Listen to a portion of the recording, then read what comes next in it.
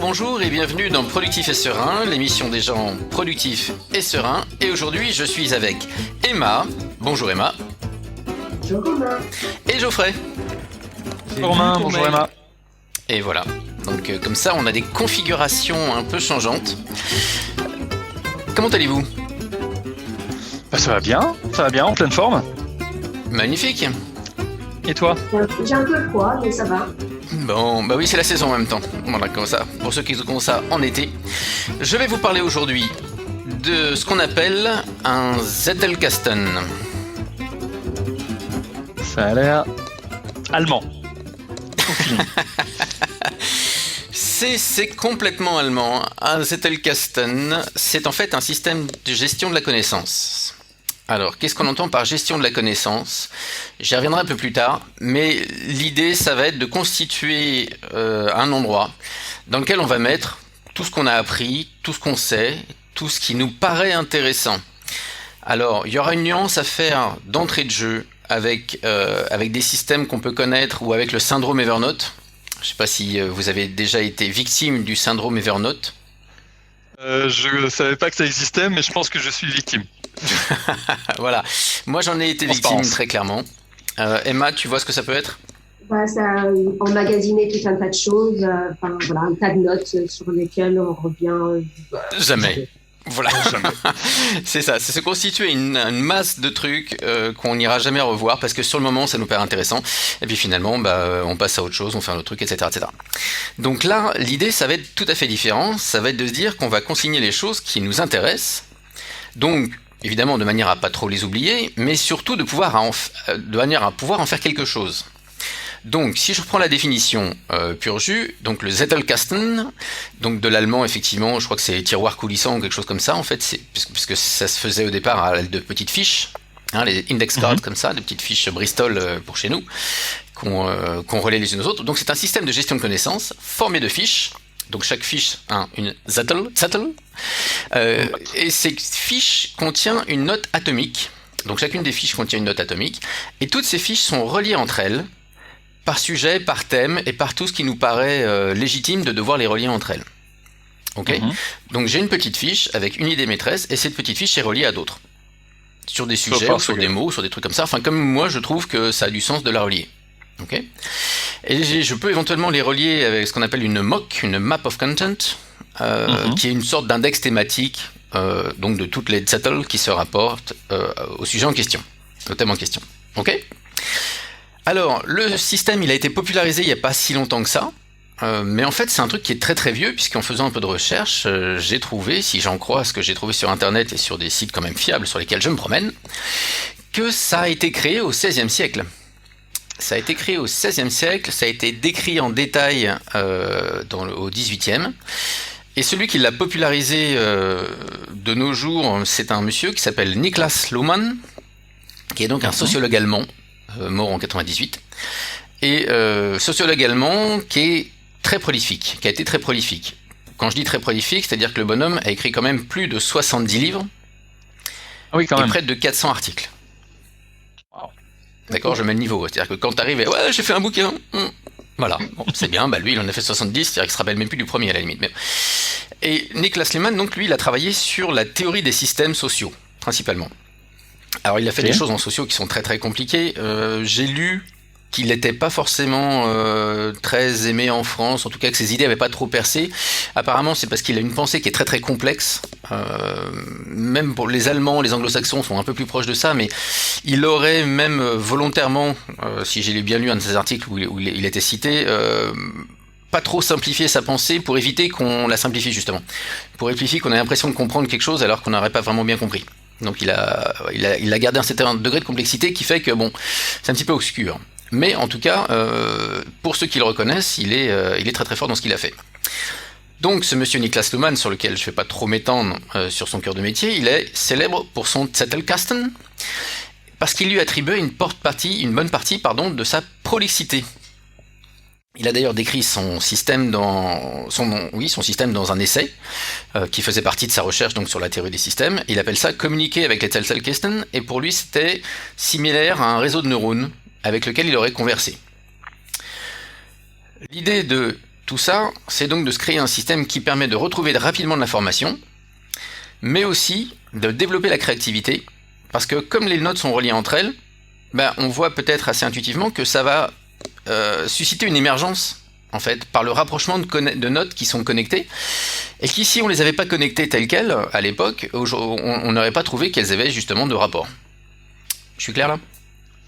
Tout à fait. Là, c'est clair. Good, merci. Donc, voilà pour le principe général, donc tout un plat de petites fiches, des zettel qui sont reliées entre elles. Alors, je reviens sur le zettel lui-même, parce que on fait pas n'importe quoi avec un zettel, s'il vous plaît. Un zettel, ça contient... non mais c'est quand même... attention, c'est... Voilà. Ça contient une idée. Ce qu'ils appellent même une idée atomique, des fois. Donc, c'est-à-dire que c'est vraiment l'essence de l'idée, quelque chose d'unique, une seule idée. Et donc, on va relier cette idée unique à toutes les autres dans notre zettel au fur et à mesure qu'on découvre des choses ou qu'on apprend sur le sujet en question. Comment on crée un zettel ? Il faut une référence unique. Alors, la plupart du temps, ça va être un numéro unique. Ça peut être la date. Ça peut être d'autres choses. À l'époque, évidemment, quand ils faisaient ça sur des trucs en papier, il fallait bien leur donner... très souvent, c'était un code. Luhmann, lui, il avait un code du style 1A, 1AB, 1A, etc. C'est-à-dire que vous, la première, vous l'appelez 1A, la deuxième, vous l'appelez 1B, par exemple. Et si vous voulez en mettre une entre 1A et 1B, vous faites 1AB. OK ? Donc 1AB et 1A et 1B, etc., etc. Puis après, vous faites Comme 2. tu disais, c'est très très simple, en fait. C'est compliqué, là ? Non, mais je pense que... Oui. Voilà. Ça promet pour la suite. Non mais là c'est...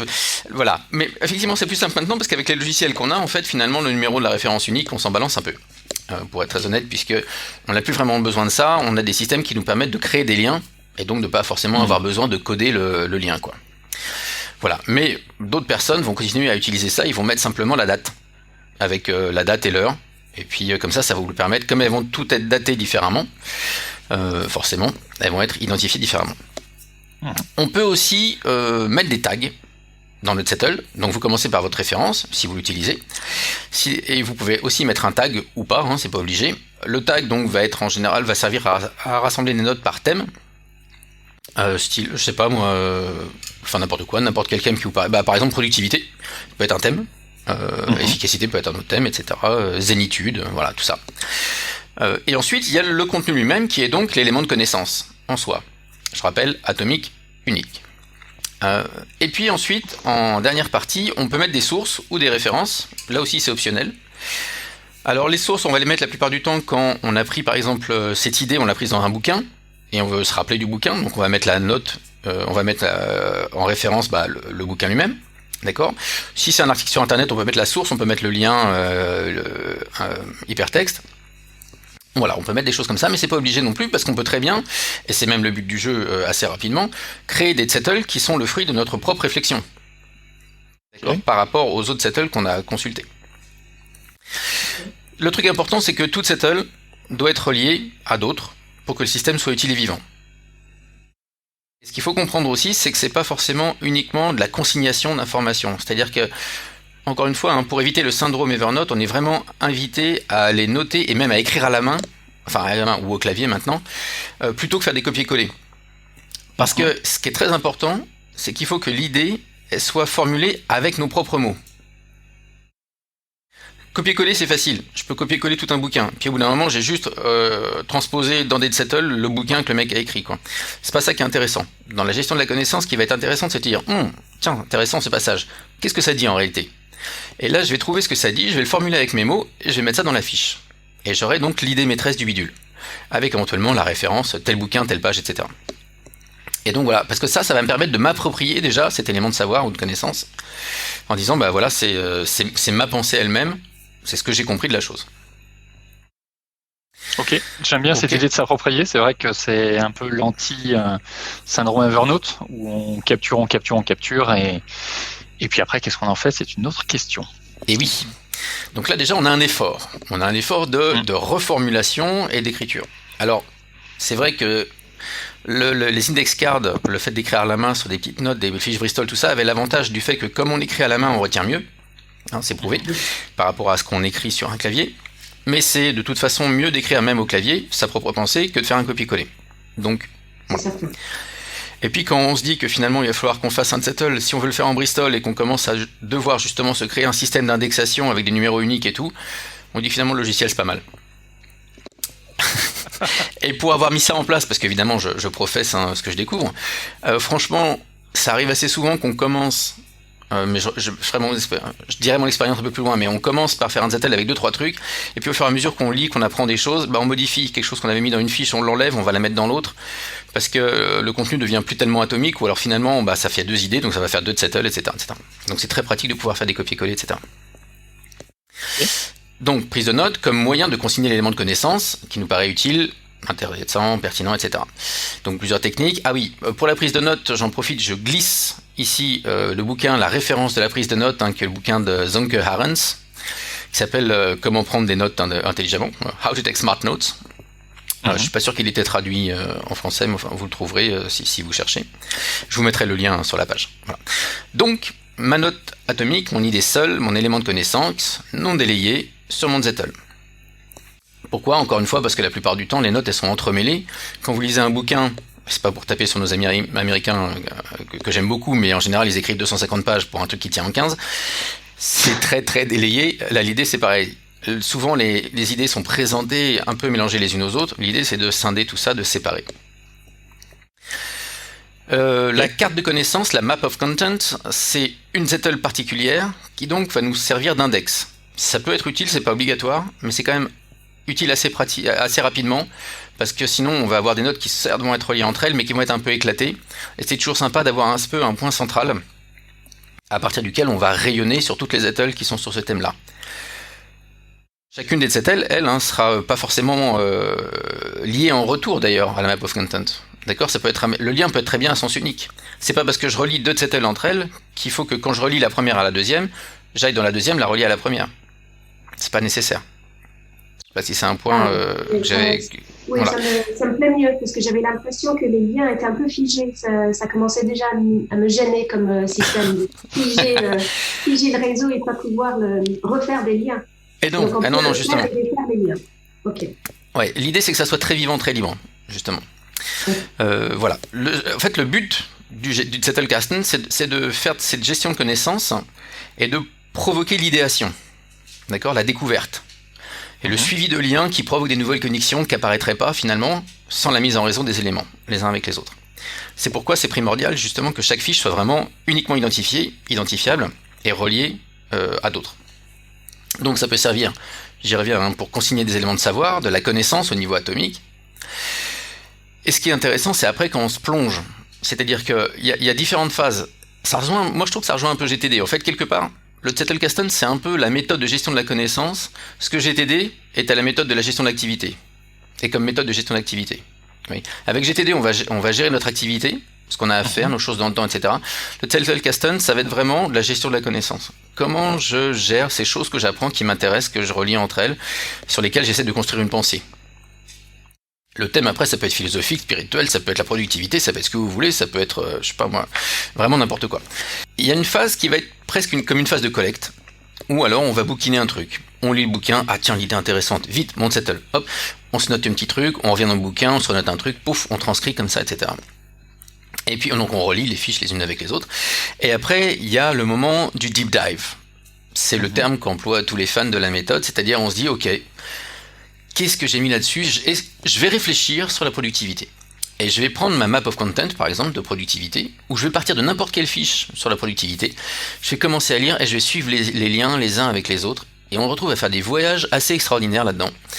Parce que tout d'un coup, on se retrouve sur un truc qui a juste rien à voir avec le thème de départ, mais qui en fait est connecté. Et qui me dit, ah ouais, mais j'avais pas vu ça comme ça, c'est intéressant. Et là, boum, ah mais alors ça veut dire peut-être que... Et pouf, nouveau Zettel.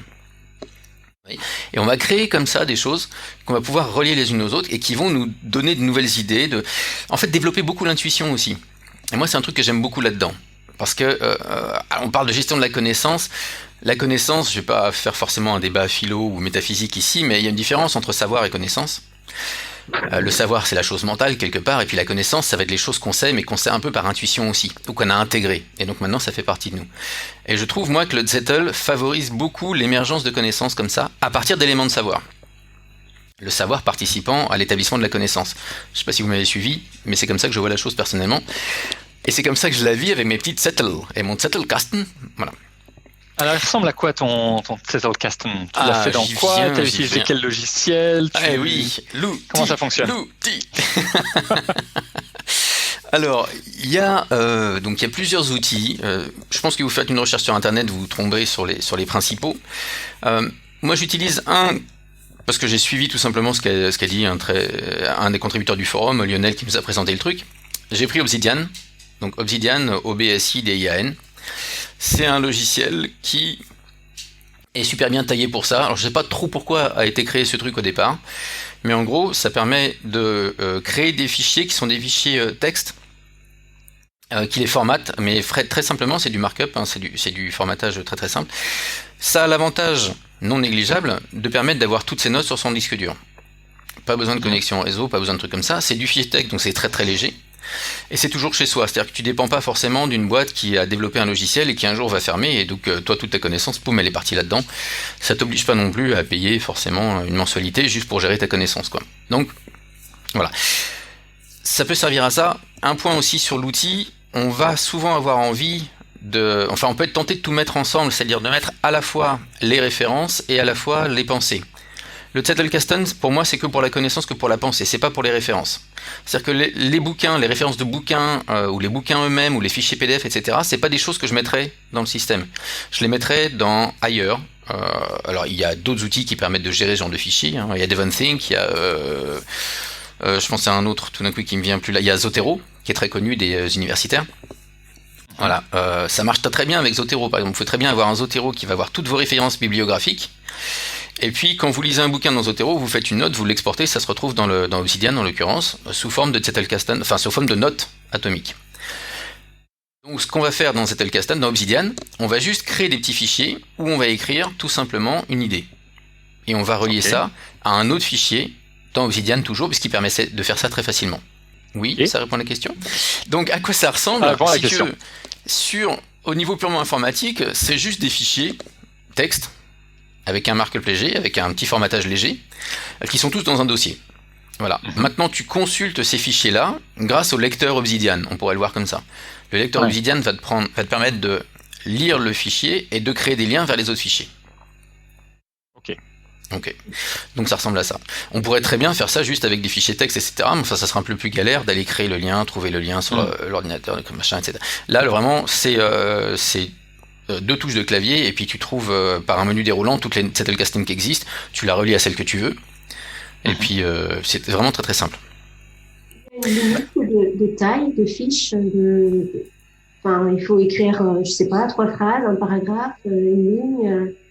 Alors, c'est l'autre point. C'est vraiment très personnel. Et c'est ça aussi que j'aime beaucoup dans le Zettelkasten, c'est-à-dire que c'est ce qui pour toi va constituer la note atomique en question. Et il y a des gens qui, tu vois, j'ai vu des Zettelkasten de gens chez qui il y a 5 paragraphes. Eux considèrent ça comme étant une idée unique sur un sujet, sur le thème, etc. Là où pour moi, pour le moment en tout cas, c'est trop. Moi je trouve que quand je déplace 2-3 paragraphes, finalement je suis pas loin d'avoir au moins 2 idées là-dedans, quoi. Donc j'essaye vraiment de scinder, de garder le truc petit. J'aime bien cette idée de passer de petit truc en petit truc, en petit truc, en petit truc. Et de pouvoir changer de chemin comme ça, etc. Mais c'est vraiment très perso. On pourrait très bien imaginer qu'il y a une idée puis qui nécessite un peu de développement, peut-être avec 2-3 renvois vers des références, enfin je sais pas. Mais donc c'est très libre là-dedans. Il n'y a pas vraiment d'orthodoxie.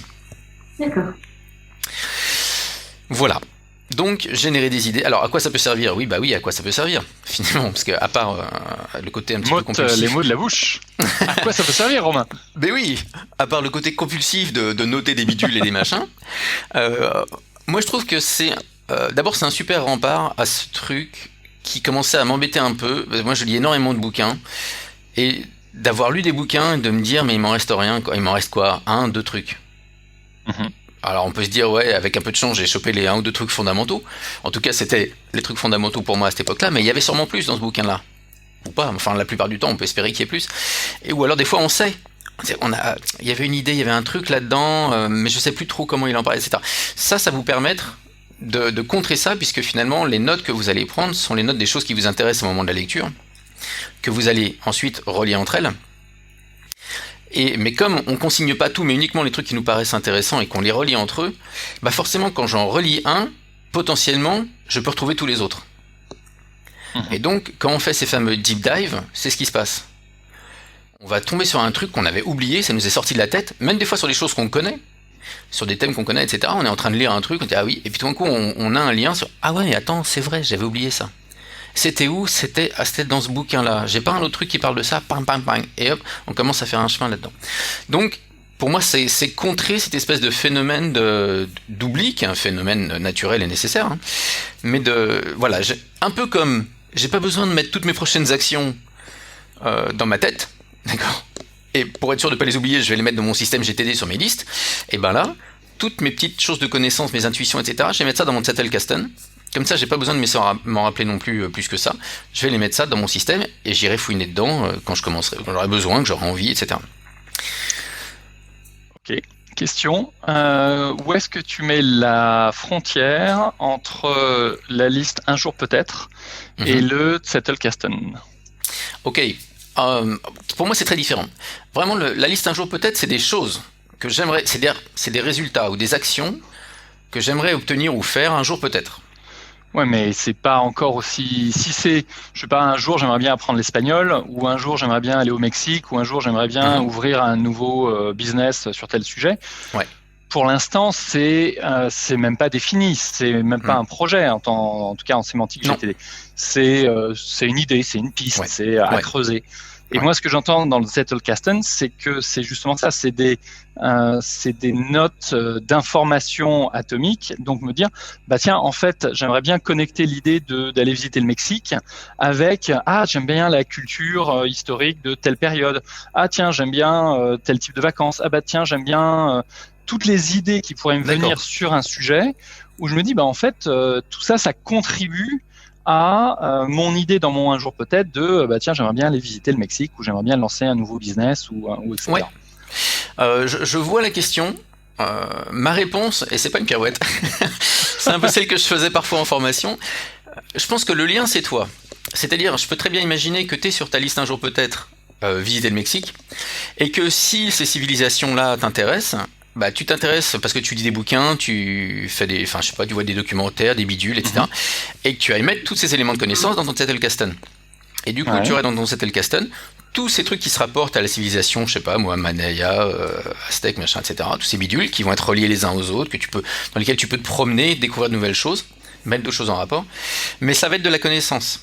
Ça va être ça va pas être des choses activables, etc. C'est des choses que tu pourras ensuite peut-être compiler, peut-être synthétiser, pour t'orienter au moment où tu décideras de faire ton voyage au Mexique, dans les sites que tu veux visiter, dans la manière dont tu veux aborder la chose, etc. Je sais pas si tu vois la nuance. C'est presque comme des références, en fait, un Zettelkasten. On pourrait imaginer que c'est des références, parce que c'est des choses qui vont te servir en gros, sauf qu'on est vraiment sur le domaine de la connaissance, du savoir. Encore une fois, c'est pas la même chose, mais bon, je mets un peu les deux. Ok.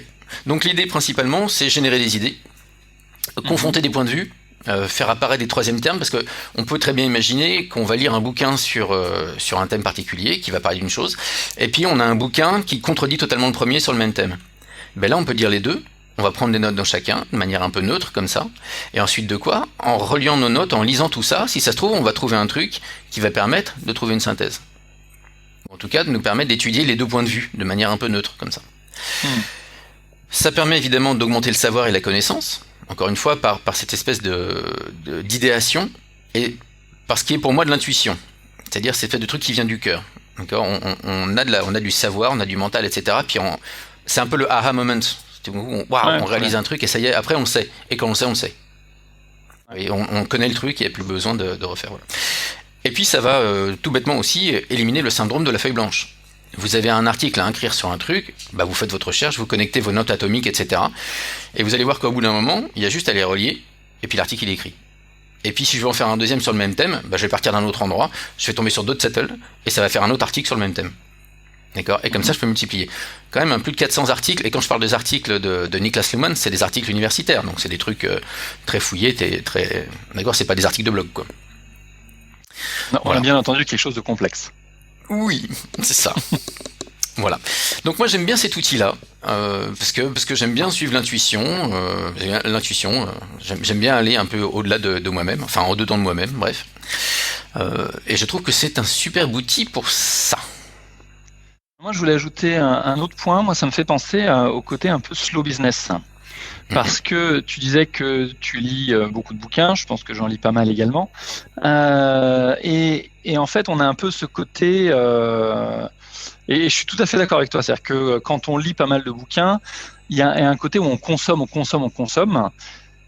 Et au final, quand on regarde en arrière, dans l'année, on a lu plusieurs dizaines de bouquins et on se dit, tiens, en fait, qu'est-ce qui me reste? Tu vois, si je prends Goodreads, par exemple, où je traque les livres que j'ai lus et j'essaye de me dire, est-ce que je suis capable de donner 5 idées clés pour chacun des bouquins que j'ai lus cette année? La réponse, très clairement, si je prends pas les notes, si je me réfère pas à mes notes, la réponse, elle est non. Mais pourquoi est-ce que je lis ça au slow business? C'est parce que, idéalement, moi, ce que j'aimerais bien faire, et ce à quoi ta méthode m'invite, c'est de me dire, au fur et à mesure où je lis mon bouquin, je tombe sur un truc qui me fait sens et qui est un peu une pépite, je m'arrête et je le note. Et je me crée une zettel. Ouais. Ok.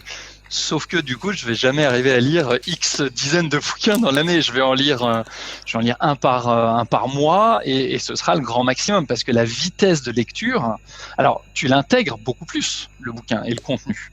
Tu transformes le savoir en connaissance et tu l'intègres et tu le fais tien, mais tu te l'appropries. Mais par contre, effectivement, il y a intérêt à bien choisir les bouquins parce que on va clairement pas aller au même rythme, quoi. On va être en slow reading.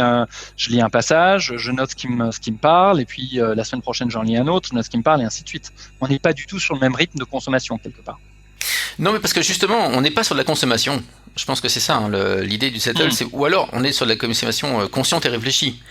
C'est de se dire, ok, je choisis donc ce bouquin, et donc effectivement, comme je sais que je vais y passer un peu plus de temps et d'énergie mentale, je vais peut-être mieux le choisir au départ, parce que il me paraît particulièrement intéressant par rapport aux autres, et puis effectivement, j'en saurai davantage sur ce bouquin, sur l'étude de ce bouquin-là.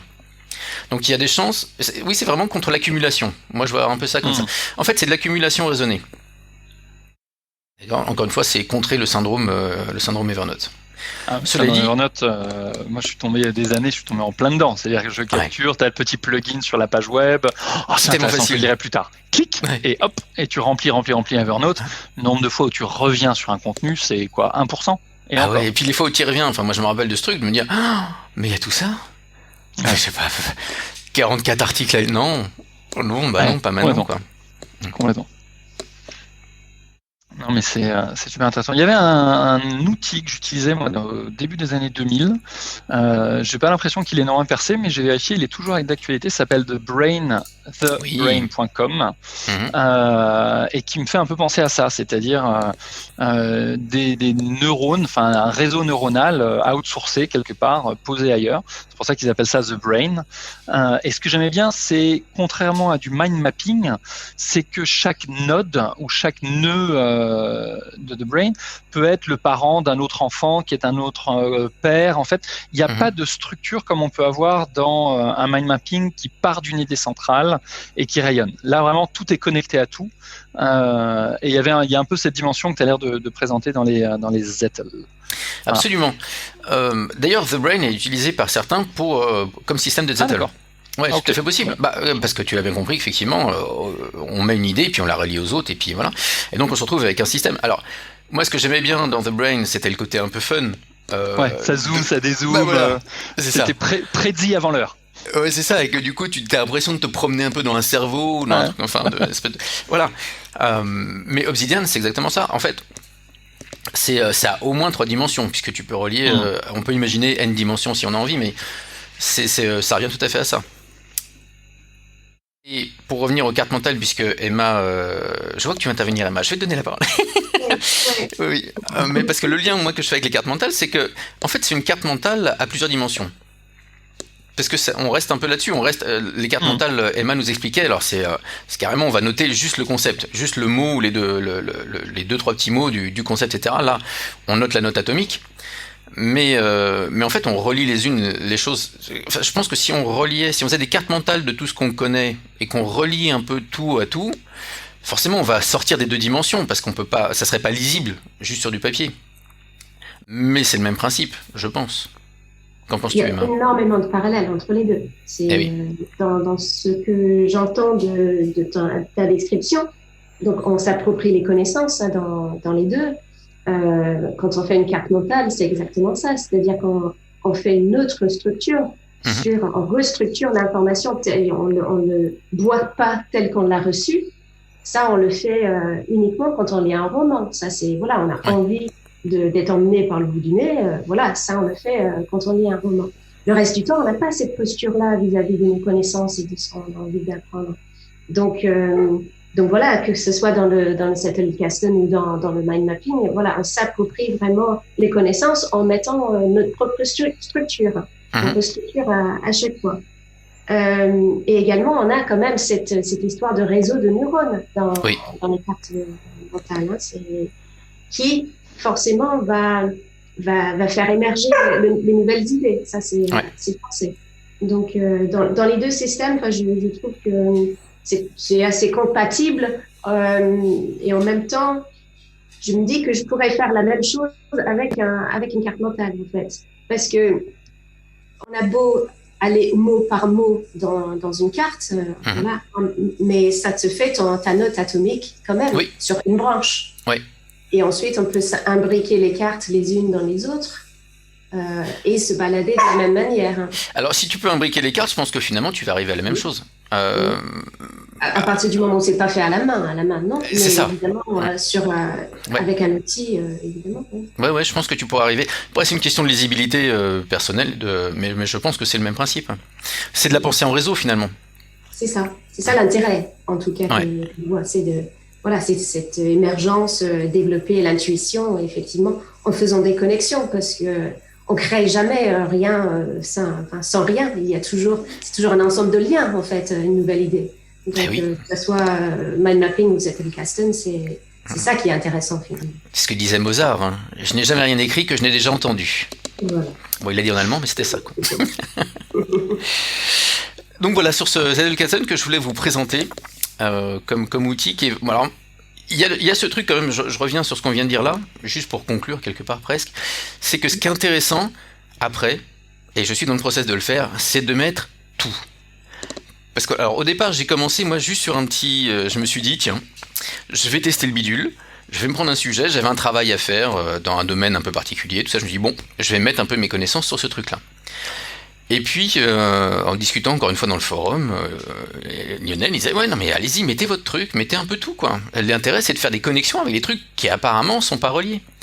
Alors on se dit ouais mais bon, etc. Et là aussi j'ai retrouvé un peu l'état d'esprit GTD. GTD on vous dit mettez tout de vos projets, mettez toutes vos prochaines actions parce que vous avez besoin de les voir pour être sûr de pas les oublier, de pas avoir besoin de vous en rappeler, qu'il n'y en ait pas machin, etc. Là c'est la même chose. Et du coup, on est un peu réticent au départ parce qu'on a plein de notes sur un thème. Tu vois, par exemple, je suis en train d'écrire un article sur le management façon jeu vidéo.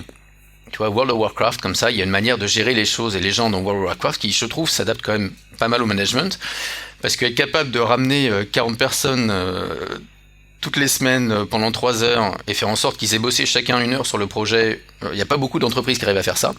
Et on fait ça, enfin les gens font ça très régulièrement dans Warcraft. Donc il y a des trucs de management comme ça qui sont intéressants. Et du coup j'ai commencé à mettre des articles, à mettre des idées sur le management, à mettre mes connaissances sur Warcraft. Et donc c'est quand même un peu bizarre déjà de voir ça au départ. Et puis il y avait ça sur un autre travail plutôt spirituel que je suis en train de faire, sur certains trucs, donc des notes qui n'ont rien à voir, tu vois, on va retrouver le prologue de Jean tout d'un coup, des évangiles de Jean pour ceux qui s'intéressent, qui se mélangent un peu là-dedans. Et puis je suis en train de lire un bouquin, justement mes connaissances sur les Zettel pour faire cet exercice-là, j'ai mis tout ça là-dedans. Je suis en train de lire des notes sur un bouquin de David Allen. Pourtant, les bouquins de David Allen, on peut dire que je les ai lus, mais ils sont pas dans mon Zettel non plus. Il y a des choses que j'avais un peu zappées, oubliées, etc. Donc, et tout ça, au départ, c'est une espèce de truc, d'un espèce de galimatia de tout un tas de choses. Mais en fait, quelque part, c'est moi, quoi. C'est un peu mes connaissances. Et ce qui est intéressant, c'est tout d'un coup de se dire, il y a la connaissance, l'intuition spirituelle. C'est peut-être lié avec ce qui émerge d'une pensée en réseau, du Zettel. Et que ça finalement, oui mais jeu en réseau, tu vois, Warcraft c'est un jeu en réseau. Est-ce qu'il y a un rapport? Peut-être qu'il n'y en a pas, peut-être qu'il y en a un, j'en sais rien, mais au moins j'ai la capacité de m'interroger là-dessus. Et donc, j'ai décidé maintenant de me mettre à faire ça un peu partout. Je vais bien voir où ça mène, mais en tout cas, c'est vachement marrant à faire, quoi. Geoffrey. Alors moi j'ai une question pour toi parce que c'est une question qu'on entend souvent de la part des personnes qui découvrent GTD. C'est l'investissement temps versus le ROI. Ouais. Le retour sur investissement. C'est un point qui revient très très souvent dans les personnes qui découvrent GTD, que ça soit à travers la formation ou le bouquin ou sur le forum, etc. En disant, ouais, mais ça va me prendre un temps de malade de mettre toutes mes actions dans mon système, de vraiment les clarifier, de mettre des vraies actions actionnables, de faire mes projets, etc. Versus le temps que j'y passe finalement où je peux être en mode action et je fais les actions. Ouais. Et je vois très bien la pertinence pour GTD puisque ça fait 20 ans que je pratique, donc j'adore, j'adhère, etc.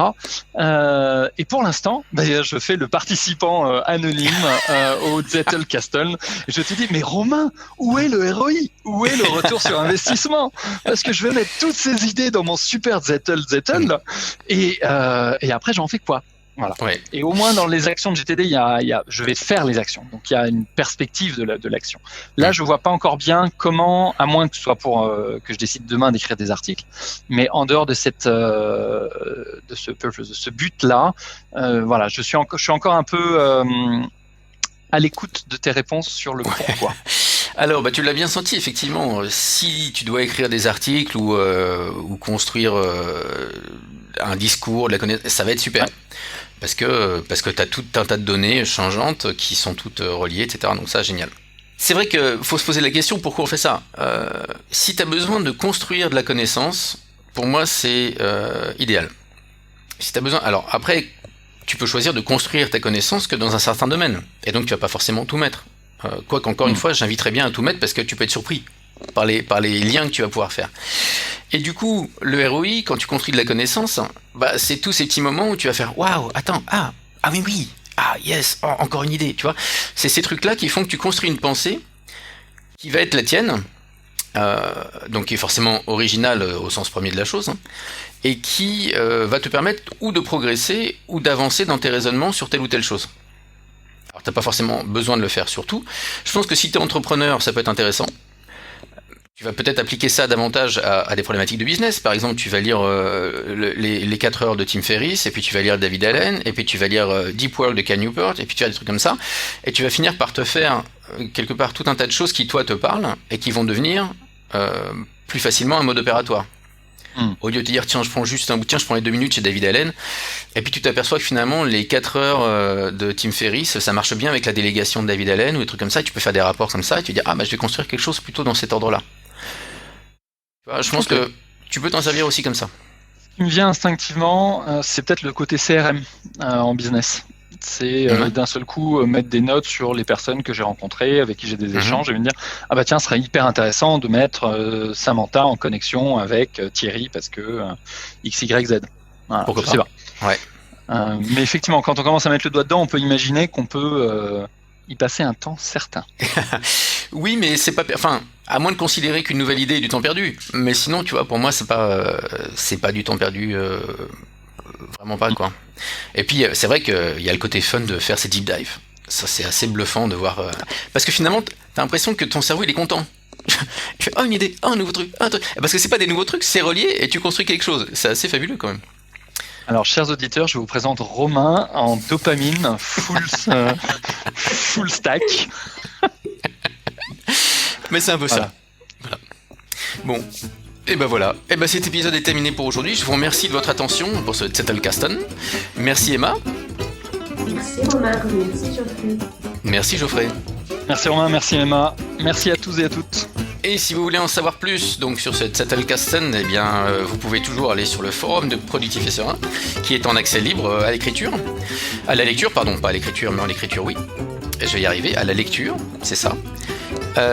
Et puis, parlez de ce podcast autour de vous, appuyez sur les petits boutons, sur les petites étoiles, sur les petits likes, sur les machins, envoyez à vos amis, faites savoir que ça existe. À bientôt.